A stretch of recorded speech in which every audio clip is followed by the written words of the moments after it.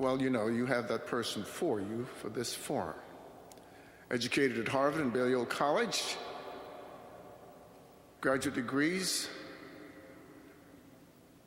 well known for her ability to formulate policy and the policy recommendations she has made, advisor to one of the two key presidential candidates in the last election, served both in the Clinton and the Obama administration and high posts in the Obama administration as Undersecretary for Policy. The Undersecretary for Policy job oversees, among other things, the Assistant Secretary for National Security Policy in the Defense Department, which used to be called the Defense Department's Little State Department. So there's a place where everything that touches on just how safe we and our fellow citizens can be, and for that matter, the rest of the world, are dealt with. And so Michèle Flournoy is that person. We are privileged to have her here. She has much to say to us, but also many good questions that she can answer for you and for me. And so it is a great personal pleasure to bring her before you now, Michèle. And in fact, the Honorable Michèle Flournoy.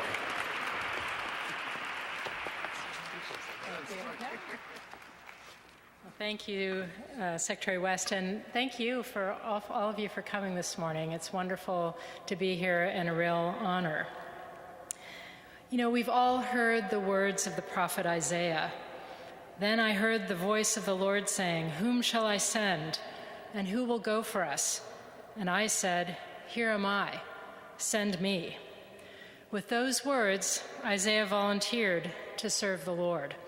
And today we gather to honor and reflect on our nation's veterans. We should reflect on their special meaning for us and for our nation.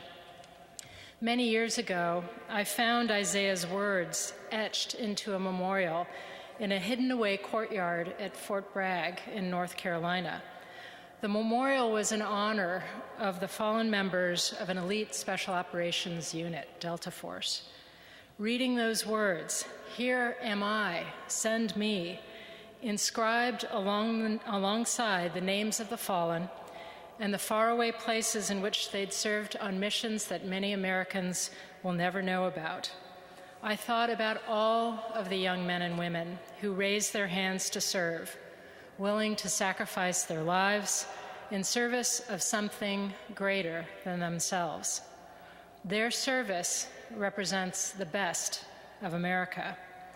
And today, this week, as we honor our nation's veterans, more than 21 million strong, together here in the National Cathedral, I'm reminded of those words, "Send me," that sacred commitment that all of our nation's veterans have made. Their pledge lies at the root of our unity and our strength as a nation, indeed, our very freedom itself. It does not belong to any one faith, to any one sector or region or any individual, but to us, united as a nation. Their service is their sacrifice, their gift to us all. Their service is also a lesson from which we all must learn. Indeed, the notion of service is one that's fundamental to all religions. In addition to the words of the Jewish prophet Isaiah, "Send me," we hear a call to service from Jesus himself in the Gospel of Mark. "Whoever wants to become great among you must be your servant," he said. "For even the Son of Man did not come to be served, but to serve, and to give his life as a ransom for many." And if we turn to the Quran, it says, "You are the best people ever raised for the good of mankind because you have been raised to serve others." But service is more than the basis of our country's many religions. It's the basic tenet of our civil society as well. As the founder of our nation, George Washington, a veteran himself, said, "It may be laid down as a primary position and the basis of our system that every citizen who enjoys the protection of a free government owes not only a proportion of his property, but even of his personal services to the defense of it." So today, as on all days, let us reflect on how our service members and our veterans exemplify through service what is best about our nation. First, they represent the strength that we find in our diversity. There is no more diverse institution in all of the United States than the armed forces. Every gender, race, ethnicity, religion, sexual orientation is represented and respected in the U.S. Armed Forces. And we know from experience that courage and commitment come in all shapes and sizes. In a democracy, we want a military that looks like America. From the repeal of Don't Ask, Don't Tell to the inclusion of women and transgender service members throughout its ranks, this leveraging of our nation's talent and diversity only makes us stronger. Second, our veterans exemplify commitment to duty above self. For many years now, 2 of my children have attended a summer camp where the kids are taught the motto, "I'm third." God first, others second, and self third. When our servicemen and women take the oath of office, they pledge to support and defend the Constitution of the United States against all enemies, foreign and domestic. They put the defense of our country above their own safety and well-being. Duty above self. Third, our veterans exemplify our resilience and bravery. You know, if you visit Bethesda Walter Reed, not far from here, there's a very inspiring handmade poster that's framed now on in one of the hallways, written by a now well-known motivational speaker and author, Lieutenant Jason Redman, a former Navy SEAL who was grievously wounded in Iraq. The poster reads as follows: "Attention to all who enter here. If you are coming into this room with sorrow or to feel sorry for my wounds, go elsewhere. The wounds I received, I got on a job I love, doing it for a people I love, supporting the freedom of a country I love. I am incredibly tough, and I will make a full recovery. This room you're about to enter is a room of fun, optimism, and intense, rapid regrowth." Redman, who was struck by machine gun fire in Fallujah in Iraq in 2007, had to undergo 37 surgeries, 1,200 stitches, 200 staples, 15 skin grafts, and a tracheotomy at Walter Reed. But he was true to his word. He not only recovered, but also returned to active duty before retiring in 2013. His story is just one example of the incredible resilience and courage of our service members and veterans. When I visited Walter Reed on another occasion to meet with wounded warriors, I met a young Marine who had lost one of his legs below the knee in combat in Iraq. All this Marine could think about was how to get back to his unit and to finish their deployment in Iraq. Knowing that his commanding general was coming to visit him in the hospital, he decided to go on a 10-mile run in full combat fatigues with his boots and his pack, everything with him, and to return to the lobby just in time to greet the general and say, "Sir, I'm reporting for duty. I'm ready." It was his own version of Isaiah's "Send me." And the resilience of our service members and veterans continues, and their service to us continues long after they return home. In the military, there's a phrase, Charlie Mike, and it means continue the mission. And that's what so many of our veterans do when they come home to the United States. They find a mission that matters, and they continue to serve their country and their communities and their fellow citizens. Returning veterans have founded organizations like The Mission Continues, on whose board I serve, which deploys veteran volunteers on new missions to improve and uplift their communities and to enable veterans to have continuing impact while reconnecting them to their civilian life and to their communities through service. For others, it's starting companies like Breakthrough Addiction Solutions, which provides more effective therapies to the veteran community to break their opiate and alcohol addictions. We don't have mandatory national service in this country, but we could learn from these incredible examples of volunteerism, leadership, and continued service. We can all learn from their example to better serve our communities and our nation. We all like to thank our service members and veterans for their service. But honestly, saying thank you for your service, it's nice, but it's not enough. On Veterans Day last year, Task and Purpose, which is a news site for veterans, asked veterans and service members to share how could people best thank them for their service. Most of the responders implored civilians to move beyond what they called bumper sticker support for veterans. They'd rather see us civilians, turn our words into action, volunteering with veterans organizations, or finding meaningful ways to serve the very communities that our veterans have risked their lives to defend. Personally, I'd like to see every American participate in some form of service. Now, I'm not calling for a return of the draft or even mandatory service, but I would like to see a national expectation of service, that we all should find some ways to serve our communities and our country in some capacity. At a time when trust among Americans and trust in our institutions is at an all-time low, a shared experience of serving one another's communities could go a long way to unite us, to unite our communities across racial, religious, economic, and political divides. Furthermore, I see in our young people a deep desire to serve something higher than themselves, and I believe we can harness that desire to create a culture of service in our society as well. Creating an expectation of national service is also an opportunity to reconnect civilians to our service members and veterans. Today, less than 1% of Americans actually serve in the nation's all-volunteer force.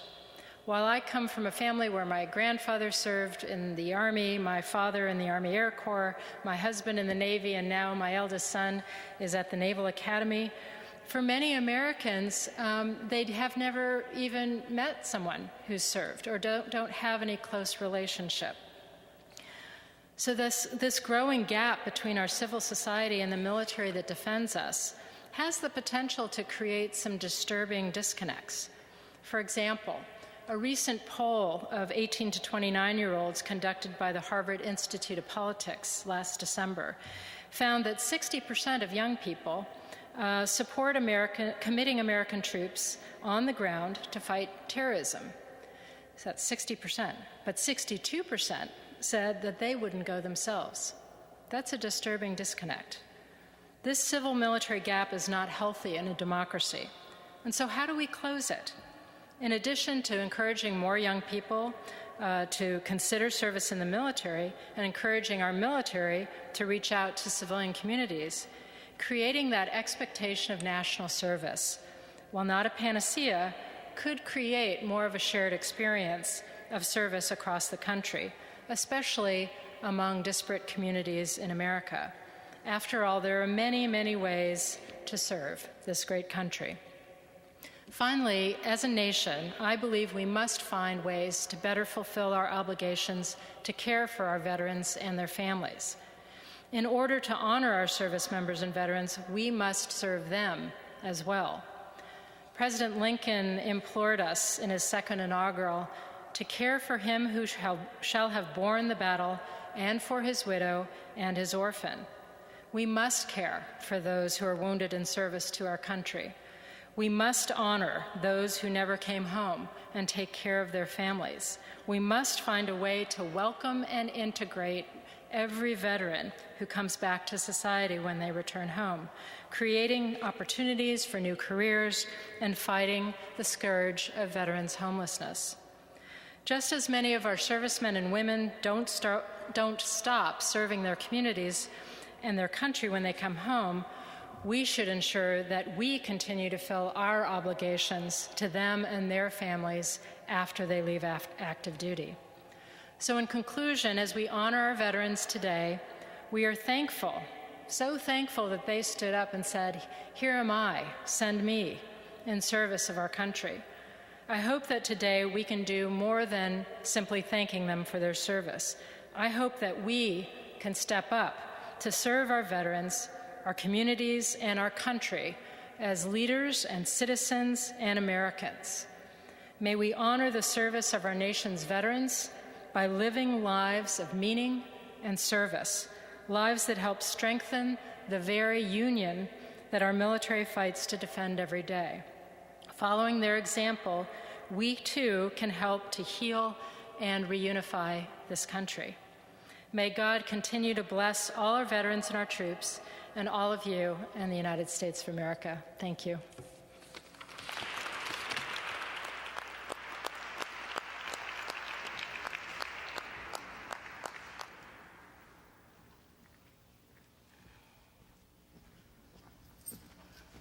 Michèle, thank you so much for being here with us today. It's an honor to have you at the Cathedral, especially on this important weekend. And welcome, and thank you for those remarks. We hope to get to some time for questions before this forum ends. So Michèle Dibley is there on your left with pen and paper. If you have some questions that you'd like to write down, and she'll collect the questions as well. We hope we can get to those before this forum time is over.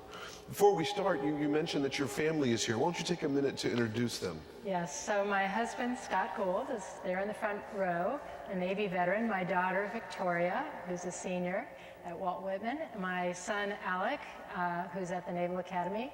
And my youngest son, Aiden, who's also in high school. Welcome. We're glad you all are here.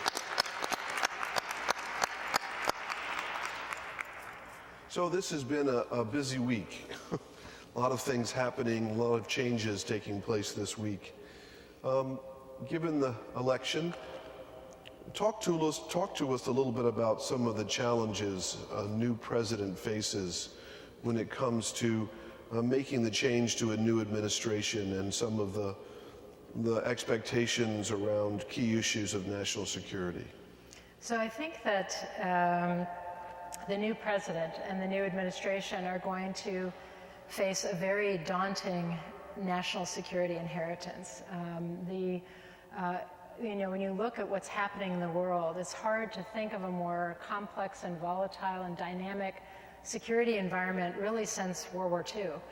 And so there are, the new president has to deal with immediate threats like active terrorist groups who would like to strike us or our allies in Europe, ongoing civil war and huge and unprecedented refugee tragedy in the heart of the Middle East, a resurgent Russia that is shown its willingness to come across international borders and reclaim territory by force, a rising China that is where the jury is out as to whether they will abide by the rules-based order or try to unilaterally change it, and all kinds of other challenges. So it is a very, very full plate for the next president and the next administration.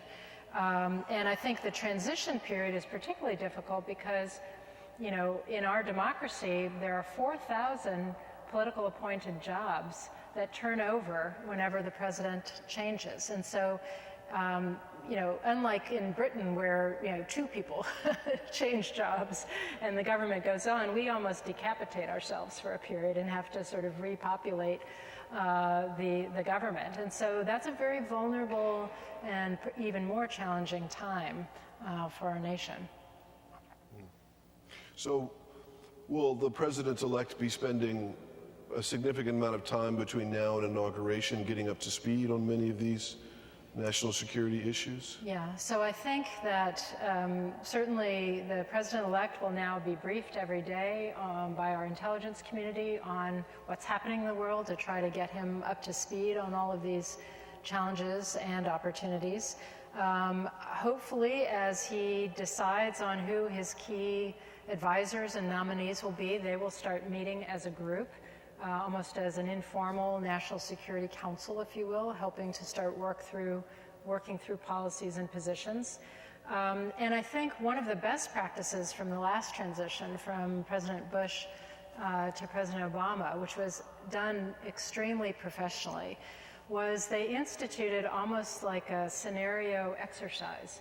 And so the old team, the departing team, and the new team got together and walked through a couple of crisis scenarios together, so that to kind of get the new team oriented on the authorities and tools and instruments available to them were a crisis to happen early in their tenure. So I think that the departing administration, the Obama administration, really appreciated the professionalism of the transition that was accorded to them, and I think their full intention is to provide that to the incoming Trump administration. I know we all hope and pray it'll be very much a smooth transition. As you think about our military and our future, say in the next 10 years, what do you see are the major challenges for our military in the next 10 years? Yeah. Well, I do think in the face of this complexity of challenges, there's a continued role for the military in supporting the counterterrorism effort to prevent the development of safe havens where groups could plan attacks against the United States to disrupt that planning when it occurs. But I also think there's a huge role in shoring up deterrence and reassurance. Deterrence of a more aggressive Russia, so that Russia understands where our commitments are, where our willingness and resolve and capabilities are, and would think twice before testing the United States and its allies in, say, Europe. And also reassurance to our allies that they can still count on the United States, that we will be there for them, that they don't have to pursue other avenues that would not be in our interest because out of concern that they can't count on us. So I think the role of the military in really preventing conflict, deterring and reassuring is foremost. But I also think this next period is critical in terms of investing in the military of the future. If we just stand still, the military technological edge that has always been a huge comparative advantage for us will erode because of the proliferation of technology. So we have to be investing now to ensure that 10 years from now, 15 years from now, we will have the edge we need to continue to deter effectively and, if necessary, prevail in any kind of crisis.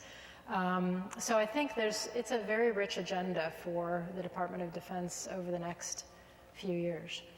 I know in recent decades with the types of conflicts that our country's been facing, that there's been a move to have smaller, more mobile units that can more quickly react to threats and problems. Do you think our military is the right size now to face the issues that we face and arranged in the right ways that they need to be? I do think that our size and posture and capability today is not exactly what we would want for the future, and so adjustments have to be made. But the first question is, what kind of investment will we make in defense? And I'm one who's come to believe that actually getting some kind of budget deal between the administration and the Congress will be critical, not only to sort of stabilize, set the conditions for economic growth, but also to provide a predictable sort of top line for national security investment. Very hard to invest in the future when the amount of money you're able to spend is changing every 9 to 12 months or seems to be uncertain. So I think a budget deal is key. But I would say even more important than the size of different components is the capabilities we're putting on those platforms. And I think sometimes we think the right metric is number of soldiers or number of ships or number of airplanes. But and that matters, but what will really matter is what kind of capabilities do we put on those platforms, and do we, again, stay ahead of our potential adversaries in in technology, and in people. And I'll just put in a plug for some work we're doing at CNES, and I see Amy's here, which is wonderful, one of our analysts. But the all-volunteer force, I mean, the real edge in the U.S. military is our people. And the whole question of how do we keep recruiting, developing, retaining the best people for the force of the future, that also has to change given the changes in our own demographics, given the changing expectations of millennials and Gen X. And so how we recruit and develop and manage the human capital in the force is just as important as how we invest in our technological edge. You spoke a little bit about this earlier, but you know, my father was a veteran of the Second World War and served in New Guinea and the Pacific. My father-in-law was a POW in Korea. Both of them were drafted and served with honor because their country called them. As you talked about a little earlier, we now have a military that's all volunteer, and that separation between our all volunteer forces and so much of the rest of our population, it seems to be that there's a gap that's almost widening between our civilian population and the reality of our service men and women and our veterans. Can you talk a little bit more about that? No, I do think in a democracy that widening civil-military gap is something we should all be concerned about. And I think, you know, if you look at it's not only that only 1% serve, it's the demographics of the military are heavily concentrated in certain regions of the country, certain states in the country, certain demographics. And so even though those are the easy places for recruiters to go and recruit, I would like us to continue to go to the places where it's harder, because we really do want a military that looks like America. And I'll use, just the risk of embarrassing my son Alec, I will use him as an example. I mean, he came from a suburban Maryland high school where it's very rare for someone to choose to serve in the military. But the fact of his choice created a conversation in the broader community.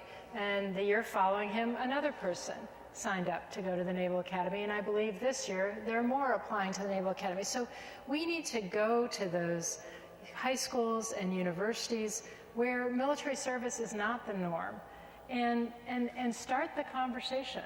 And if it's not military service, then getting to my larger point, we need to dramatically broaden the other forms of service that are available to young people.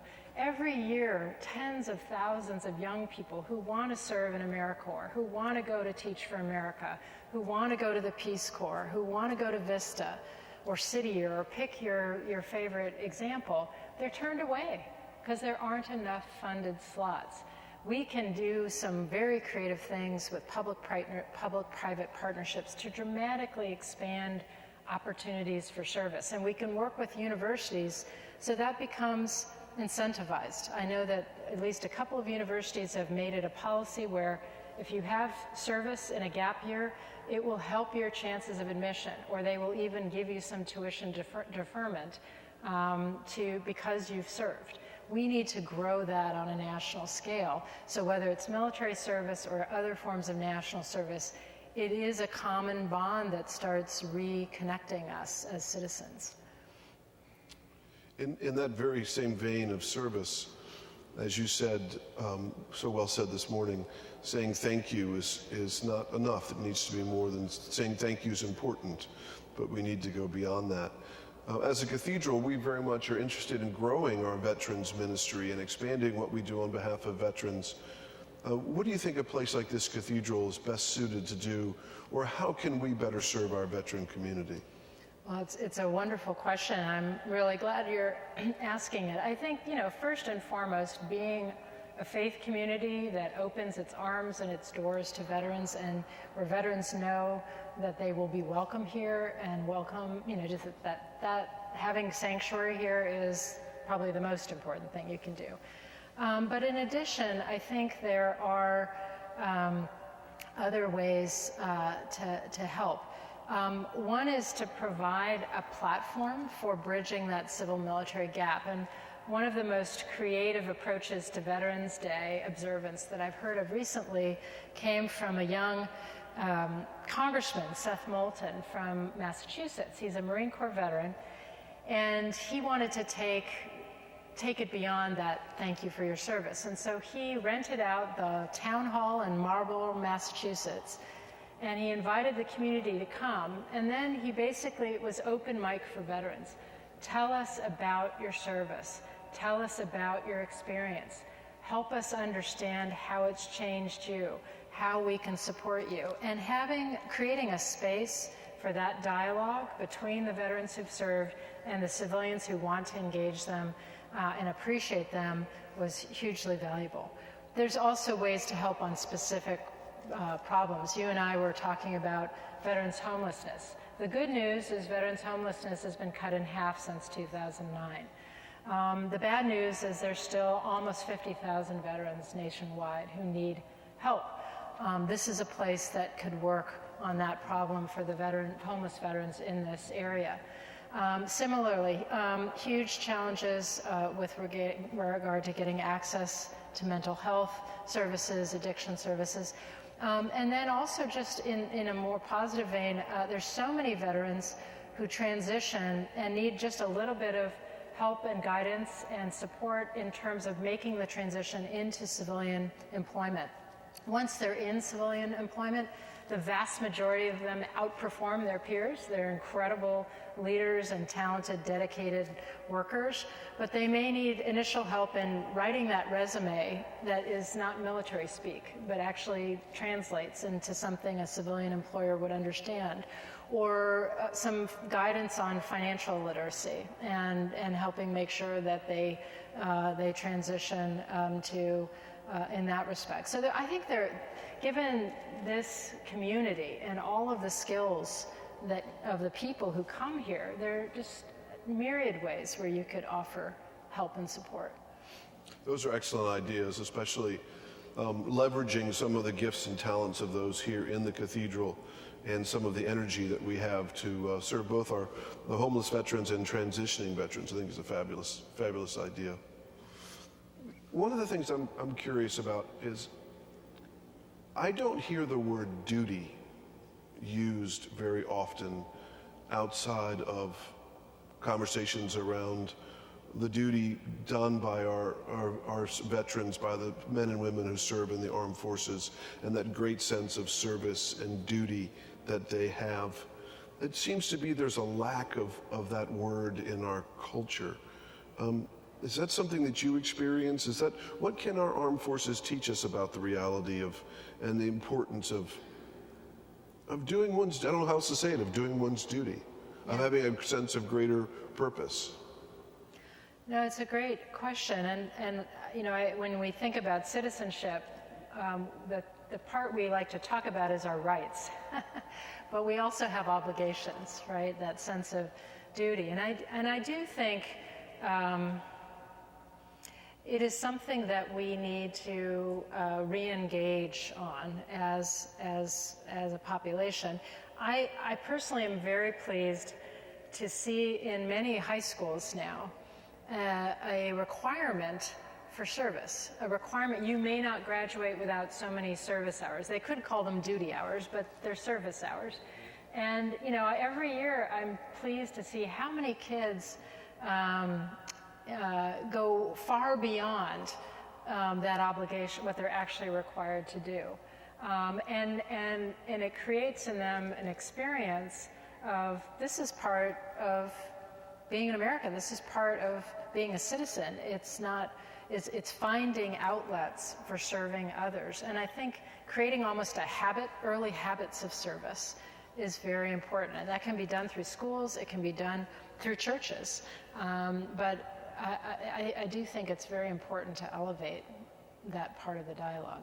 I agree completely. And it's often the case that when we do go to serve another, to go lend our aid to help or care for others, what we find is that that act in and of itself is more transformational for us, yes, even than it is for the folks we go to try to help and serve. So absolutely, I agree completely.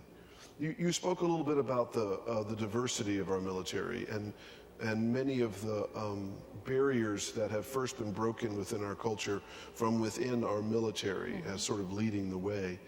And we live in a country that is diverse, hugely diverse and richly diverse, and yet it seems as a democracy we're still trying to figure out how we honor that diversity without sort of breaking into camps. And are there lessons that the military has learned in its search for diversity and its widening of who it brings together that our culture should model or be learning? I do think there are wonderful lessons. I mean, you know, in the military, the emphasis is on if you stand up and raise your right hand and take that oath, and you're going to do your part, then that's what counts. And it is culturally a meritocracy. I mean, you can find examples where that wasn't always true, but overall, the culture is if you perform, if you contribute, you will be valued for that, no matter what you look like, what you believe in, who you love, you know, that you will be appreciated for your contribution. And I think if we took that idea, you know, as a society, and that's how we viewed each other, think about how much that would reduce things like racism or bias or inappropriate treatment of people based on what they're wearing or how they look or what have you. So I do think there's something to be learned. The context in the military is these policy decisions are made, and then it is the rule. It is you'll be held accountable for not following the rule of accepting, and so you know, I think that is one of the things we have to work on as a society. Again, is that expectation of tolerance and inclusion, and of giving people a chance to demonstrate how they want to contribute to this country and how they can make us stronger. Has the approval to move women into combat roles as appropriate, has that produced a change in the number of women signing up for the military? Do we see an increase in the numbers of women who are entering the armed forces? I think it's too soon to see a big change, but you know, that was not obviously without controversy, but the way it's being done is important, which is there are standards set for each job in the military, physical, mental, etc. And the rule should be not to, you know, favor women just because they're women or discriminate against women just because they're women, but to focus on the standards. Anybody who can meet the standards can do the job. And so we've seen a couple of women get all the way through Ranger training and become, get the Ranger tabs, which is tremendous. But I think it's going to take time for this to happen. I'm very pleased to see that this is much less of an issue in the younger generation, frankly. You know, you go to the Naval Academy and you know, the brigade leadership, the student brigade leadership, many of the leaders are women on merit, academic, unbelievable athletic and physical performance, you know, leadership qualities and so forth. So I think we will get over this hump, and it will be something that people don't even really sort of worry about or think about too much in 10 to 20 years. Thank you. Let's take a little time for questions. Do we have some questions? Thank you, Michèle.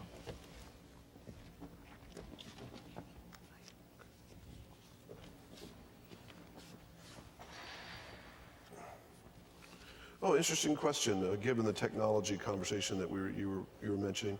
Can Silicon Valley be an ally in cyber warfare given their concerns about government intrusion? Yes. Yes. Next one. No, I'm kidding.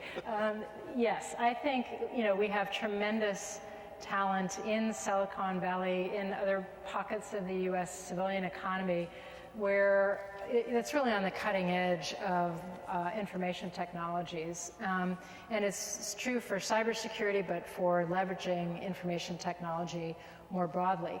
I think certainly post-Snowden leaks, there is some bridge building that needs to be done, some trust building between the U.S. government and Silicon Valley, but already we've seen a number of individual leaders and companies stepping forward wanting to partner and to help ensure that we improve our cybersecurity.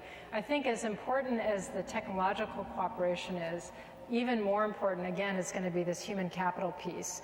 The government cannot compete with the likes of Google and Apple and Facebook and Instagram for the talent we need. So we have to create superhighways for people to go from private sector for a period of public service where they can make a difference back to the private sector. Just like we have ROTC to recruit people into the military, we need the cyber equivalent. So government pays for your college and maybe even master's degree. Then you owe a certain number of years of public service helping to strengthen cybersecurity. And then you're free to go off and get a great job in Silicon Valley or what have you. And then mid-career, after you've founded your company and made your millions, and now you want to have a mission that matters, there should be ways that you can come back at a more senior level and lead government efforts in cyber and IT. So we have to build that kind of exchange infrastructure if we're really going to fully harness the talent and advantage we have in this country in that sector. It's a great question, though. Currently, though, there is no sort of cyber ROTC. That's not in place yet? There isn't per se, other than as a subfield at some of the military academies. They're looking at it, and there's also a tiny experiment called the U.S. Digital Service, which is bringing mid-career people from Silicon Valley into government as troubleshooters. But it's dozens of people when it needs to be thousands. Thank you. Who is responsible for improving, I'll just read it directly. Who is responsible for improving inadequate care for returning veterans suffering from PTSD? I think the first responsibility lies with our Department of Veterans Affairs. And